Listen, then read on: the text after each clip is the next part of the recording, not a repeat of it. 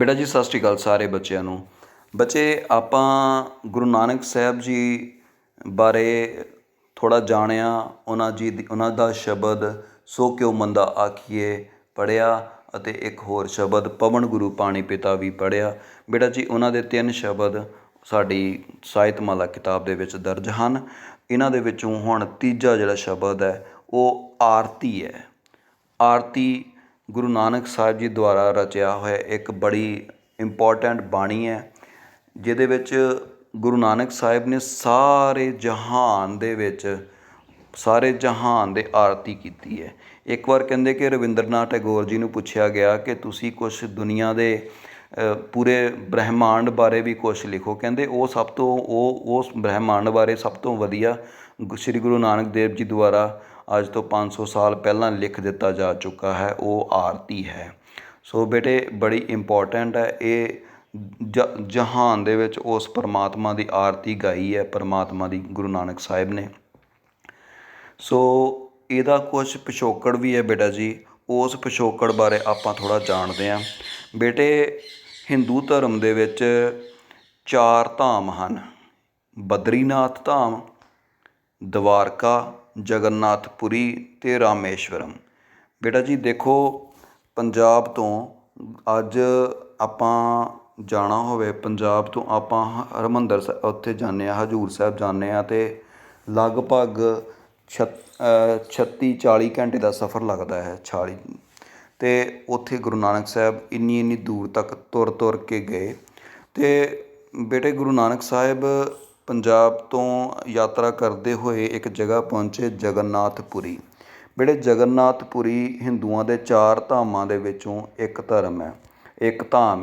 ਕਿਹੜੇ ਧਾਮ ਹੈ? 4 ਧਾਮ: ਬਦਰੀਨਾਥ, ਦਵਾਰਕਾ, ਜਗਨਨਾਥਪੁਰੀ ਅਤੇ ਰਾਮੇਸ਼ਵਰਮ।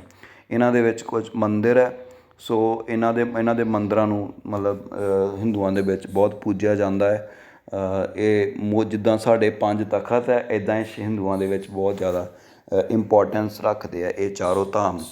ਇੱਕ ਹਿੰਦੂ ਧਰਮ ਨੂੰ ਮੰਨਣ ਵਾਲਾ ਇੱਕ ਮਨੁੱਖ ਆਪਣੀ ਜੀਵਨ ਦੇ ਵਿੱਚ ਉਹਦਾ ਡਰੀਮ ਹੁੰਦਾ ਹੈ ਕਿ ਉਹ 4 ਧਾਮਾਂ ਦੀ ਯਾਤਰਾ ਕਰੇ। ਸੋ ਗੁਰੂ ਨਾਨਕ ਸਾਹਿਬ ਜਗਨਨਾਥਪੁਰੀ ਵਿਖੇ ਜਗਨਨਾਥ ਟੈਂਪਲ ਵਿੱਚ ਗਏ, ਜਿਹੜਾ ਕਿ ਭਗਵਾਨ ਵਿਸ਼ਨੂੰ ਜੀ ਦਾ ਮੰਦਿਰ ਸੀਗਾ। ਉੱਥੇ ਉਹਨਾਂ ਨੇ ਦੇਖਿਆ ਕਿ ਬਹੁਤ ਬੇਟਾ ਜੀ ਉਹ ਮੰਦਿਰ ਤੁਹਾਨੂੰ ਮੈਂ ਦਿਖਾ ਦਿੰਦਾ। ਆਹ ਦੇਖੋ,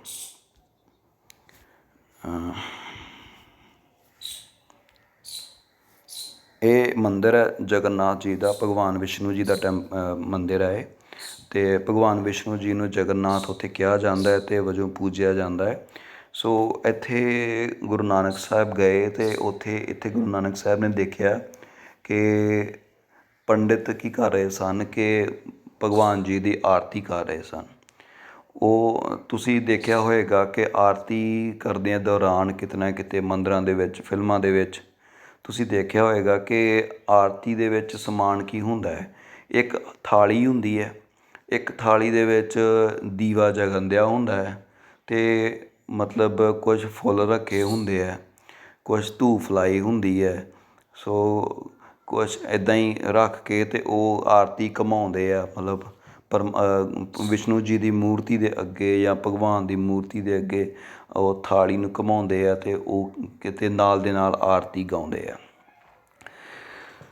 ਗੁਰੂ ਨਾਨਕ ਸਾਹਿਬ ਨੇ ਮਤਲਬ ਕਿਹਾ ਕਿ ਇਹ ਜਿਹੜੀ ਆਰਤੀ ਹੈ, ਆਪਾਂ ਐਡੇ ਵੱਡੇ ਜਹਾਨ ਦੀ ਇੱਕ ਜਗ੍ਹਾ ਦੇ ਵਿੱਚ ਬੈਠ ਕੇ ਆਪਾਂ ਉਸ ਪਰਮਾਤਮਾ ਦੀ ਆਰਤੀ ਨਹੀਂ ਕਰ ਸਕਦੇ। ਉਹ ਪਰਮਾਤਮਾ ਕਿਸੇ ਮੰਦਿਰ, ਗੁਰਦੁਆਰੇ ਜਾਂ ਕਿਸੇ ਚਰਚ ਜਾਂ ਕਿਸੇ ਮਸੀਤ ਦੇ ਵਿੱਚ ਨਹੀਂ ਵੱਸਦਾ, ਉਹ ਤਾਂ ਕਣ ਦੇ ਵਿੱਚ ਵੱਸਦਾ ਹੈ। ਸੋ ਉਹਨਾਂ ਨੇ ਆਰਤੀ ਦਾ ਉਚਾਰਨ ਕੀਤਾ ਕਿ ਜਿਹੜੀ ਕਿ ਬ੍ਰਹਿਮੰਡ ਦੀ ਆਰਤੀ ਹੈ। ਸੋ ਬੇਟੇ ਆਪਾਂ ਪੜ੍ਹਦੇ ਹਾਂ ਆਰਤੀ। ਦੇਖੋ ਉਹ ਗੱਲ ਯਾਦ ਰੱਖਿਓ ਕਿ ਪੰਡਿਤ ਜਿੱਦਾਂ ਵੀ ਆਪਣੇ ਥਾਲੀਆਂ ਦੇ ਵਿੱਚ ਲੈ ਕੇ ਸਮਾਨ, ਜਿਹੜਾ ਧੂਫਾਂ ਵਗੈਰਾ ਲੈ ਕੇ, ਜਾਂ ਮਤਲਬ ਜਿਹੜੇ ਵੀ ਮੋਤੀ ਥਾਲੀਆਂ ਦੇ ਵਿੱਚ ਰੱਖਦੇ ਆ, ਜਾਂ ਧੂਫ ਰੱਖਦੇ ਆ, ਦੀਵੇ ਰੱਖਦੇ ਆ। ਸੋ ਇੱਦਾਂ ਹੀ ਪਰਮਾਤਮਾ ਦੀ ਆਰਤੀ ਕਹਿੰਦੇ ਕਿ ਗੁਰੂ ਨਾਨਕ ਸਾਹਿਬ ਕਹਿੰਦੇ ਕਿ ਮਤਲਬ ਅਸੀਂ ਕਰਨ ਵਾਲੇ ਕੌਣ? ਅਸੀਂ ਤਾਂ ਬਹੁਤ ਛੋਟੇ ਹਾਂ, ਕੀੜੀਆਂ ਤੋਂ ਵੀ ਛੋਟੇ ਹਾਂ ਅਸੀਂ ਤਾਂ। ਅਸੀਂ ਉਹਦੀ ਆਰਤੀ ਕੀ ਕੁਛ ਵੀ ਨਹੀਂ ਕਰ ਸਕਦੇ। ਉਹਦੀ ਆਰਤੀ ਤਾਂ ਸਾਰਾ ਜਹਾਨ ਕਰ ਰਿਹਾ ਹੈ। ਕਿਵੇਂ ਕਰ ਰਿਹਾ ਹੈ, ਆਓ ਦੇਖੀਏ। ਗगन में थाल,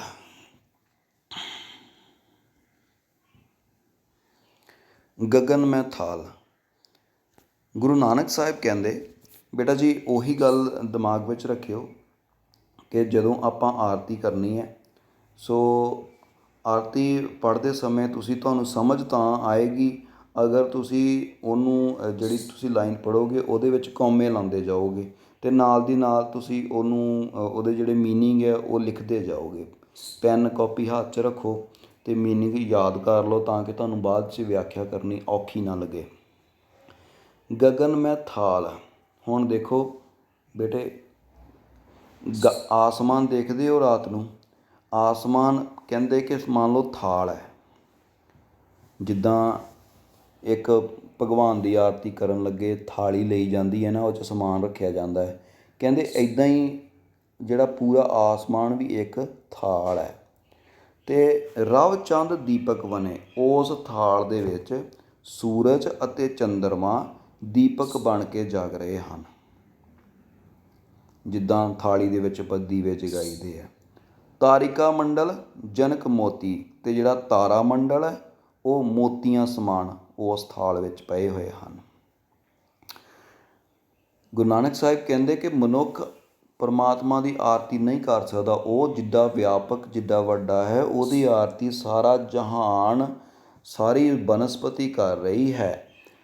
ਸੋ ਗੁਰੂ ਨਾਨਕ ਸਾਹਿਬ ਕਹਿ ਰਹੇ ਹਨ ਕਿ ਗगन में थाल, ਆਸਮਾਨ ਰੂਪੀ ਥਾਲ ਦੇ ਵਿੱਚ ਰਵ ਚੰਦ ਦੀਪਕ ਬਣੇ।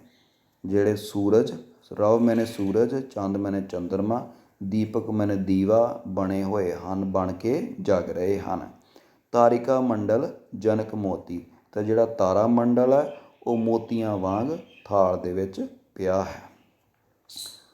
ਧੂਪ ਮੱਲੇ ਆਣ ਲਓ, ਧੂਪ ਮੱਲੇ ਆਣ ਲਓ।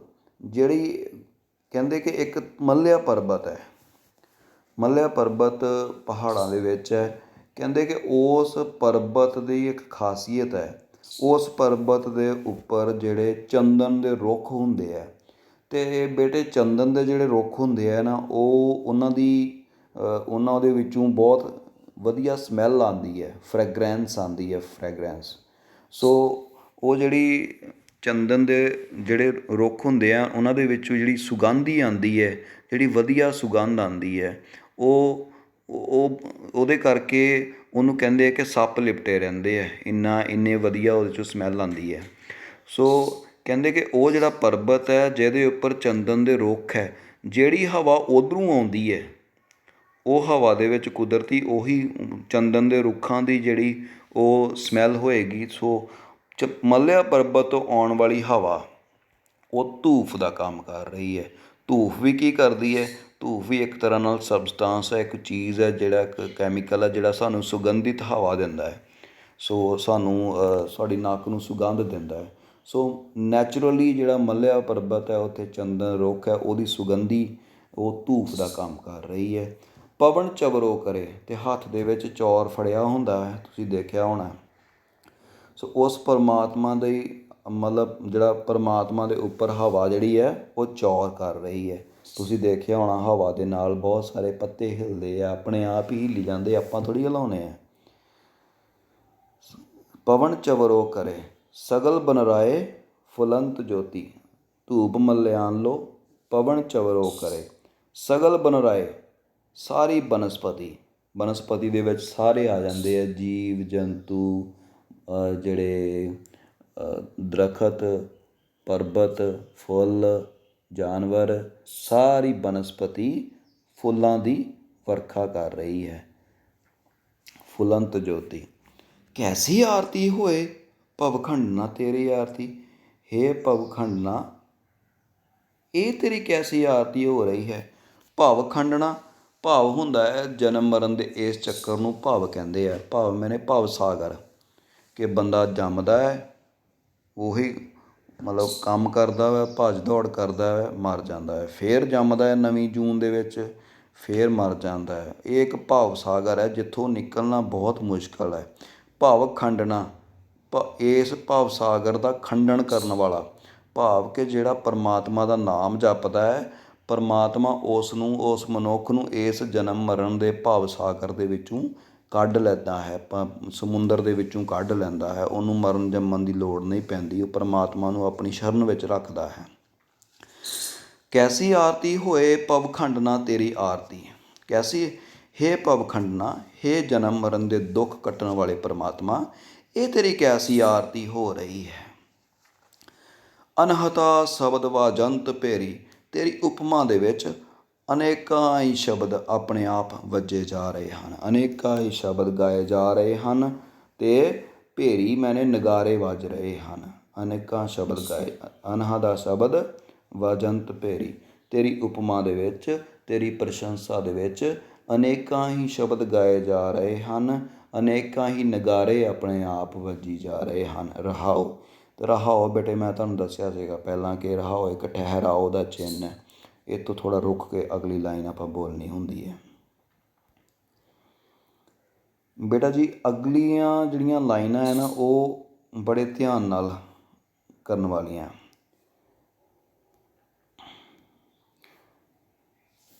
ਸਹਿਜ ਤਵ ਨੈਣ ਨਨ ਨੈਣ ਹੈ ਤੋਹੇ ਕੋ। ਸਹਿਜ ਤਵ ਨੈਣ, ਸਹਿਜ ਮੈਨੇ ਹਜ਼ਾਰਾਂ ਅਤੇ ਨੈਣ ਮੈਨੇ ਅੱਖਾਂ, ਨਨ ਨੈਣ ਹੈ ਤੋਹੇ ਕੋ।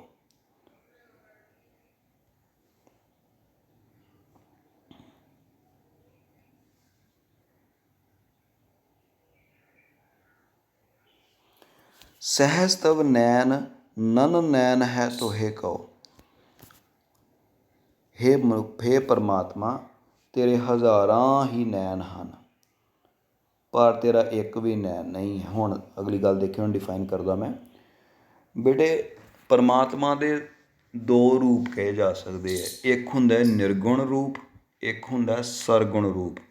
ਸਰਗੁਣ ਉਹ ਜਿਹੜਾ ਸਾਨੂੰ ਦਿਖਦਾ ਹੈ ਅਤੇ ਨਿਰਗੁਣ ਉਹ ਜਿਹੜਾ ਸਾਨੂੰ ਨਹੀਂ ਦਿਸਦਾ। ਅਸੀਂ ਕਿਸੇ ਨੇ ਪਰਮਾਤਮਾ ਨਹੀਂ ਦੇਖਿਆ, ਠੀਕ ਹੈ, ਸਾਨੂੰ ਨਹੀਂ ਪਤਾ ਉਹਦੀ ਕਿੰਨੀਆਂ ਬਾਹਾਂ ਵੈਂ, ਕਿੰਨੀਆਂ ਅੱਖਾਂ ਹੈ, ਕਿੱਡੀਆਂ ਵੱਡੀਆਂ ਵੈਂ, ਕਿੱਡੀਆਂ ਨਹੀਂ ਵੱਡੀਆਂ। ਪਰ ਸਰਗੁਣ ਰੂਪ ਉਹ ਹੈ ਜੋ ਕਣ ਕਣ ਦੇ ਵਿੱਚ ਵੱਸਦਾ ਹੈ। ਸਾਡੇ ਸਾਹਮਣੇ ਜਾਨਵਰ ਤੁਰੇ ਫਿਰਦੇ ਹੈ, ਹੈ ਨਾ, ਸਾਡੇ ਸਾਹਮਣੇ ਕਿੰਨੇ ਸਾਡੀਆਂ ਆਪਣੀਆਂ ਅੱਖਾਂ ਹੈ, ਉਹ ਸਰਗੁਣ ਰੂਪ ਦੇ ਵਿੱਚ ਪਰਮਾਤਮਾ ਸਾਡੇ ਅੰਦਰ ਦੇਖਿਆ ਜਾ ਸਕਦਾ। ਸੋ ਮੰਨ ਲਓ ਤੁਸੀਂ ਜਮਾਤ ਦੇ ਵਿੱਚ ਮਤਲਬ 20 ਜਣੇ ਬੈਠੇ ਹੋ ਅਤੇ ਤੁਸੀਂ ਪਰਮਾਤਮਾ ਦਾ ਸਰਗੁਣ ਰੂਪ ਹੋ, ਤੁਸੀਂ ਹੀ, ਤੁਹਾਡੇ ਵਿੱਚ ਪਰਮਾਤਮਾ ਵੱਸਦਾ ਹੈ ਅਤੇ ਤੁਸੀਂ ਪਰਮਾਤਮਾ ਦਾ ਸਰਗੁਣ ਰੂਪ ਹੋ। ਜੇ ਪਰਮਾਤਮਾ ਨੂੰ ਦੇਖਣਾ ਹੈ ਤਾਂ ਤੁਸੀਂ ਹੋ ਪਰਮਾਤਮਾ, ਅਤੇ ਨਿਰਗੁਣ ਰੂਪ ਦੇ ਵਿੱਚ ਆਪਾਂ ਕਦੀ ਦੇਖਿਆ ਹੀ ਨਹੀਂ। ਸੋ ਦੋ ਰੂਪ ਹੈ, ਇੱਕ ਨਿਰਗੁਣ ਰੂਪ, ਇੱਕ ਸਰਗੁਣ ਰੂਪ। ਨਿਰਗੁਣ ਰੂਪ ਜਿਹੜਾ ਨਹੀਂ ਦਿਖਦਾ, ਸਰਗੁਣ ਰੂਪ ਜਿਹੜਾ ਦਿਸਦਾ ਵੈ, ਜਿੱਦਾਂ ਜਾਨਵਰਾਂ ਦੇ ਵਿੱਚ, ਦਰੱਖਤਾਂ ਦੇ ਵਿੱਚ, ਮਨੁੱਖਾਂ ਦੇ ਵਿੱਚ, ਫੁੱਲਾਂ ਦੇ ਵਿੱਚ। ਹਰ ਚੀਜ਼ ਮੁਰਝਾਉਂਦੀ ਹੈ, ਹਰ ਚੀਜ਼ ਮਰ ਜਾਂਦੀ ਹੈ, ਹਰ ਚੀਜ਼ ਨਵੀਂ ਜੰਮਦੀ ਹੈ, ਵੱਡੀ ਹੁੰਦੀ ਹੈ, ਮਰ ਜਾਂਦੀ ਹੈ, ਹੈ ਨਾ। ਸੋ ਉਹ ਪਰਮਾਤਮਾ ਉਹਨਾਂ ਦੇ ਪਰਮਾਤਮਾ ਕੀ ਕਰਦਾ ਹੈ, ਕਦੀ ਪਰਮਾਤਮਾ ਅੱਗ ਲਾ ਦਿੰਦਾ ਹੈ, ਸਾਰਾ ਸੜ ਜਾਂਦਾ ਹੈ। ਸੋ ਸਰਗੁਣ ਰੂਪ ਦੇ ਵਿੱਚ ਇਹ ਸਾਰੀ ਬਨਸਪਤੀ ਪਰਮਾਤਮਾ ਇਹਦੇ ਵਿੱਚ ਵਾਸ ਕਰ ਰਿਹਾ ਹੈ, ਸਾਰੇ ਮਨੁੱਖਾਂ ਦੇ ਵਿੱਚ ਵਾਸ ਕਰ ਰਿਹਾ ਹੈ, ਸਾਰੇ ਜਾਨਵਰਾਂ ਦੇ ਵਿੱਚ ਵਾਸ ਕਰ ਰਿਹਾ ਹੈ। ਜੇ ਨਾ ਵਾਸ ਕਰੇ, ਤੁਸੀਂ ਦੱਸੋ ਕਿ ਬੰਦਾ ਜੀਵੇ ਨਾ, ਬੰਦਾ ਮਰ ਜਾਵੇ। ਜਿਹਦੇ ਵਿੱਚੋਂ ਵੀ ਉਹ ਪਰਮਾਤਮਾ ਨਿਕਲ ਜਾਂਦਾ ਹੈ ਅਤੇ ਫਿਰ ਉਹ ਬੰਦਾ ਹਿੱਲਦਾ ਨਹੀਂ, ਫਿਰ ਉਹ ਬੰਦੇ ਨੂੰ ਸਾੜ ਕੇ ਆ ਜਾਂਦੇ, ਮਰ ਜਾਂਦਾ ਹੈ। ਸੋ ਸਰਗੁਣ ਰੂਪ ਅਸੀਂ ਹਾਂ ਪਰਮਾਤਮਾ ਦਾ, ਨਿਰਗੁਣ ਰੂਪ ਅਸੀਂ ਕਦੀ ਦੇਖਿਆ ਨਹੀਂ, ਠੀਕ ਹੈ ਨਾ। ਸੋ ਸਹਿਜ ਤਵ ਨੈਣ ਨਨ ਨੈਣ ਹੈ ਤੋਹੇ ਕੋ। ਹੇ ਪਰਮਾਤਮਾ, ਤੇਰੇ ਹਜ਼ਾਰਾਂ ਹੀ ਨੈਣ ਹਨ ਪਰ ਨਿਰਗੁਣ ਰੂਪ ਦੇ ਵਿੱਚ ਨਨ ਨੈਣ ਹੈ ਤੋਹੇ ਕੋ, ਪਰ ਨਿਰਗੁਣ ਰੂਪ ਦੇ ਵਿੱਚ ਤੇਰਾ ਕੋਈ ਵੀ ਨੈਣ ਨਹੀਂ ਹੈ। ਹੇ ਪਰਮਾਤਮਾ, ਸਰਗੁਣ ਰੂਪ ਦੇ ਵਿੱਚ ਤੇਰੇ ਹਜ਼ਾਰਾਂ ਹੀ ਨੈਣ ਹਨ ਪਰ ਨਿਰਗੁਣ ਰੂਪ ਦੇ ਵਿੱਚ ਤੇਰਾ ਇੱਕ ਵੀ ਨੈਣ ਅੱਖ ਨਹੀਂ ਹੈ। ਨੈਣ ਮੈਨੇ ਅੱਖ। ਸਹਿਸ ਮੂਰਤ ਨਨਾ ਏਕ ਤੂੰ ਹੀ, ਤੇਰੀਆਂ ਹਜ਼ਾਰਾਂ ਹੀ ਮੂਰਤਾਂ ਹਨ ਸ਼ਕਲਾਂ ਹਨ, ਪਰ ਨਿਰਗੁਣ ਰੂਪ ਦੇ ਵਿੱਚ ਤੇਰੀ ਕੋਈ ਵੀ ਸ਼ਕਲ ਨਹੀਂ ਹੈ, ਤੂੰ ਦਿਖਦਾ ਨਹੀਂ ਹੈ। ਸਹਿਜ ਪਦ ਬਿਮਲ ਨਨ ਏਕ ਪਦ ਗੰਧ ਬਿਨ।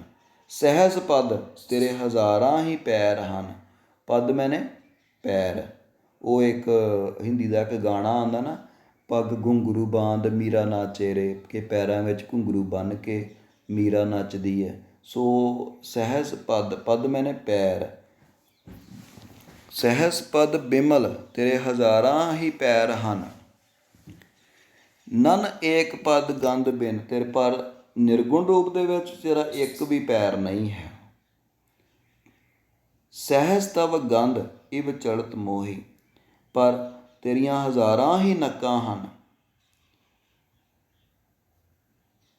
ਸਹਿਜ ਤਵ ਗੰਧ ਇਵ ਚਲ, ਤੇਰੀਆਂ ਹਜ਼ਾਰਾਂ, ਸਹਿਜ ਤਵ ਗੰਧ, ਗੰਧ ਮੈਨੇ ਨੱਕ, ਗੰਧ ਸਮੈਲ, ਸਮੈਲ ਹੀ ਕਿਹਨਾਂ ਕਰਦੇ ਹਾਂ ਨੱਕ ਦੇ ਨਾਲ। ਤੇਰੀਆਂ ਹਜ਼ਾਰਾਂ ਹੀ ਨੱਕਾਂ ਹਨ, ਠੀਕ ਹੈ, ਪਰ ਨਿਰਗੁਣ ਰੂਪ ਦੇ ਵਿੱਚ ਤੇਰੀ ਇੱਕ ਵੀ ਨੱਕ ਨਹੀਂ ਹੈ। ਦੁਬਾਰਾ ਫਿਰ ਇਹ ਦੋਨੋਂ ਲਾਈਨਾਂ।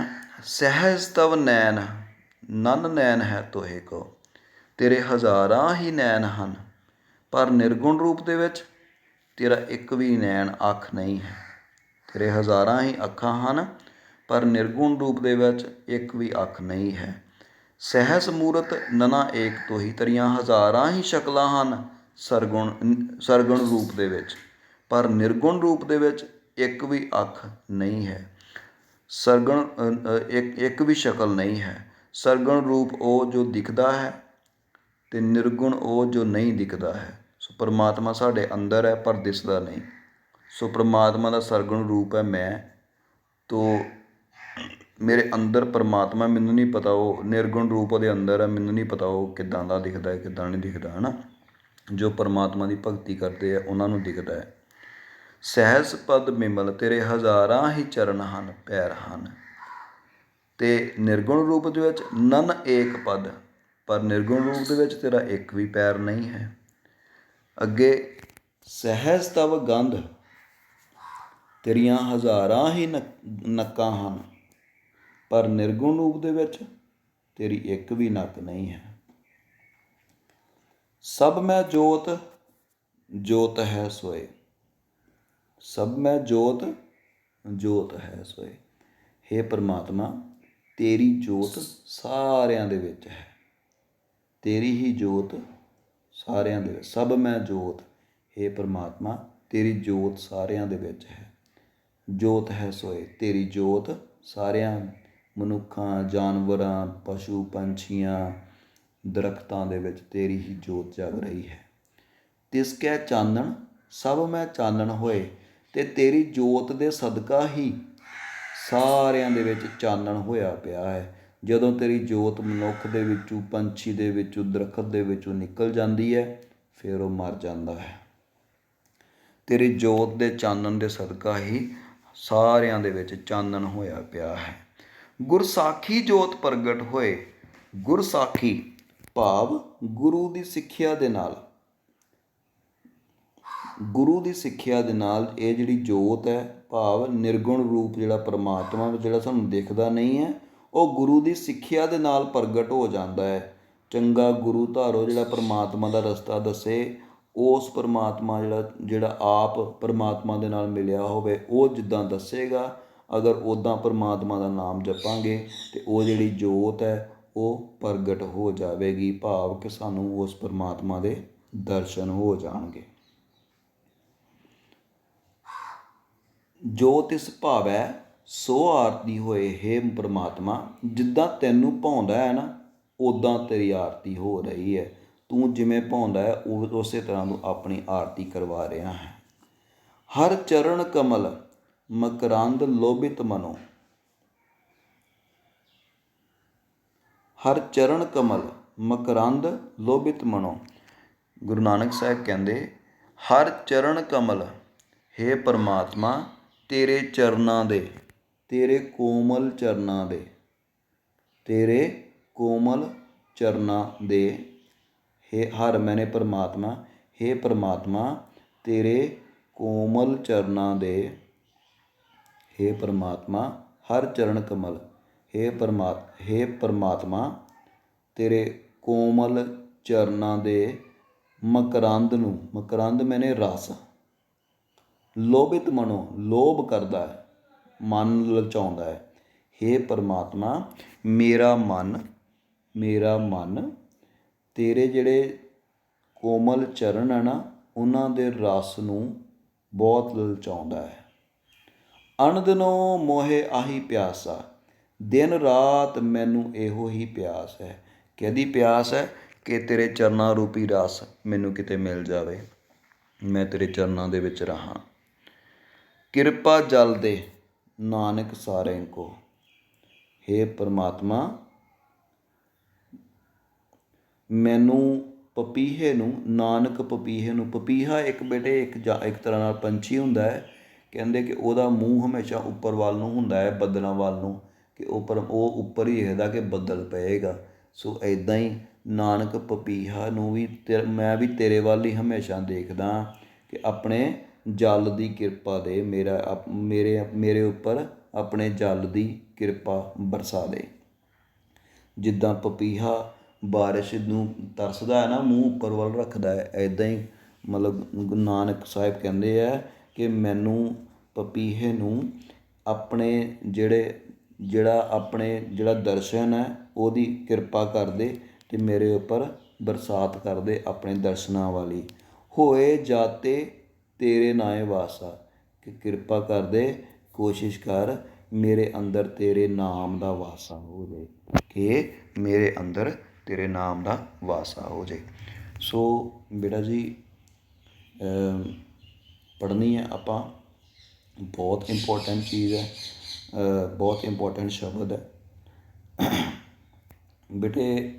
ਇਹਦੀਆਂ ਪਹਿਲੀਆਂ ਜਿਹੜੀਆਂ 3 ਲਾਈਨਾਂ ਵਾ, 4 ਲਾਈਨਾਂ, ਇਹ ਬਹੁਤ ਇੰਪੋਰਟੈਂਟ ਹੈ। ਉਹਦੇ ਬਾਅਦ ਆ ਵੀ ਜਿਹੜੀਆਂ ਲਾਈਨਾਂ ਵਾ, ਆਹ 3 ਲਾਈਨਾਂ, ਆਹ 3 ਲਾਈਨਾਂ, ਆਹ 3 ਪਲੱਸ ਆਹ ਜਿਹੜੀ 1, ਆਹ 4 ਲਾਈਨਾਂ, ਇਹ ਵੀ ਲਾਈਨਾਂ ਬਹੁਤ ਇੰਪੋਰਟੈਂਟ ਹੈ। ਇਹ ਲਾਈਨਾਂ ਪੇਪਰ ਦੇ ਵਿੱਚ ਆ ਜਾਂਦੀਆਂ ਹੁੰਦੀਆਂ। ਸੋ ਜੇ ਸਮਝ ਨਹੀਂ ਆਇਆ ਤਾਂ ਬਾਰ ਇਹਨੂੰ ਰਿਪੀਟ ਕਰਕੇ ਵੀਡੀਓ ਨੂੰ ਦੇਖੋ। ਅਤੇ ਹੋਰ ਜੇ ਤੁਸੀਂ ਇਹਨਾਂ ਦੋਵੇਂ ਜਿਹੜੀਆਂ ਮੈਂ ਲਾਈਨਾਂ ਤੁਹਾਨੂੰ ਕਹੀਆਂ 4 ਇਹਨਾਂ ਦੀ ਪ੍ਰਸੰਗ ਵਿਆਖਿਆ ਕਰਨੀ ਹੈ ਬੇਟੇ। ਕੋਈ ਅਰਥ ਸਮਝ ਨਹੀਂ ਆਇਆ ਤਾਂ ਇਹ ਬਹੁਤ ਸਾਰੇ ਅਰਥ ਇੱਥੇ ਲਿਖੇ ਹੋਏ ਆ ਥੱਲੇ, ਅਤੇ ਜੇ ਕੋਈ ਵਿਆਖਿਆ ਵੀ ਸਮਝ ਨਹੀਂ ਆਉਂਦੀ ਅਤੇ ਉਹ ਵਿਆਖਿਆ ਵੀ ਇੱਥੇ ਲਿਖੀ ਹੋਈ ਹੈ। ਮੈਂ ਤੁਹਾਨੂੰ ਫਿਰ ਕਹਿੰਦਾ ਕਿ ਇੱਥੇ ਜੋ ਲਿਖੀ ਵਿਆਖਿਆ ਹੈ ਉਹ ਵੀ ਠੀਕ ਹੈ, ਜਿਹੜੀ ਮੈਂ ਕੀਤੀ ਹੈ ਆਪਣੀ ਸਮਝ ਮੁਤਾਬਕ ਉਹ ਵੀ ਠੀਕ ਹੈ। ਜੋ ਤੁਸੀਂ ਵਿਆਖਿਆ ਆਪਣੀ ਸਮਝ ਮੁਤਾਬਕ ਪ੍ਰਸੰਗ ਵਿਆਖਿਆ ਵਿੱਚ ਕਰੋਗੇ ਉਹ ਵੀ ਠੀਕ ਹੈ। ਸੋ ਬਸ ਗੱਲ ਇਹ ਹੈ ਕਿ ਤੁਸੀਂ ਕੋਸ਼ਿਸ਼ ਕਰੋ ਪੜ੍ਹਨ ਦੀ, ਵੀਡੀਓ ਦੇਖ ਕੇ ਸਮਝਣ ਦੀ। ਨਹੀਂ ਸਮਝ ਆਇਆ ਮੈਨੂੰ ਸਿੱਧਾ ਪੁੱਛੋ, ਮੈਨੂੰ ਵਟਸਐਪ ਕਰੋ, ਗਰੁੱਪ ਦੇ ਵਿੱਚ ਪੁੱਛੋ, ਹਾਂ ਮੈਂ ਸਮਝਾਉਣ ਨੂੰ ਬਿਲਕੁਲ ਰੈਡੀ ਹਾਂ, ਤਿਆਰ ਹਾਂ ਬੇਟਾ ਜੀ। ਪਰ ਤੁਸੀਂ ਪੜ੍ਹੋ, ਮੈਨੂੰ ਪ੍ਰਸੰਗ ਵਿਆਖਿਆ ਕਰਕੇ ਅਸਲ ਕਾਪੀਆਂ 'ਤੇ ਆਪਣੇ ਆਪ ਕਰੋ ਅਤੇ ਮੈਨੂੰ ਫੋਟੋਆਂ ਪਾਓ। ਧੰਨਵਾਦ, ਥੈਂਕ ਯੂ।